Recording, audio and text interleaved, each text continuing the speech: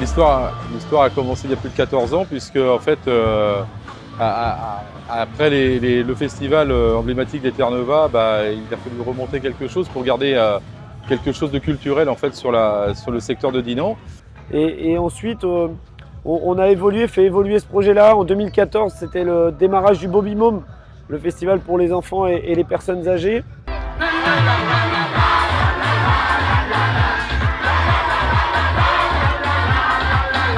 Au fur et à mesure des années, on a intégré de plus en plus de structures, de plus en plus de bénévoles qui venaient d'horizons totalement différents.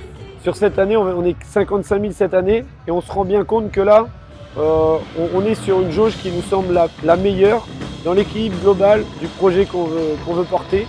Et c'est vrai que cette attractivité que l'on défend sur le territoire des Côtes d'Armor, mais pas que, on a cette chance au fur et à mesure des années de s'étoffer sur la région, avec aussi en termes d'attractivité artistique des noms qu'on ne retrouvera qu'à Mobital cet été. C'est l'exemple de Nino ou autrement Louise Attaque qui était programmé dans 2 festivals. T'es d'accord, Mobital, on essaye ça?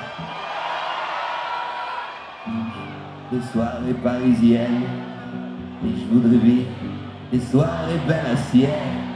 Au niveau de la programmation, parce qu'on a beaucoup de jeunes, même si les examens ne sont pas passés pour tous, mais voilà, on veut faire plaisir à tout le monde.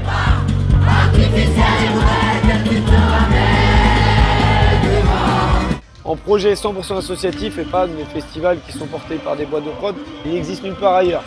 Donc pour nous, au même titre qu'un programmateur bénévole qui aujourd'hui fait une programmation pour 55 000 personnes, il ne doit pas y en avoir beaucoup non plus. De venir sur un festival qui est payant, mais de découvrir la musique, au moins sur un espace qui est entièrement gratuit, avec une équipe on va le citer, François Béline et toute son équipe. Donc voilà, c'est ensemble, avec nos partenaires, avec l'énergie des 1400 bénévoles, qu'on arrive à trouver un projet, un équilibre global, économique, attractif, qui fait que l'aventure, elle devient incroyable.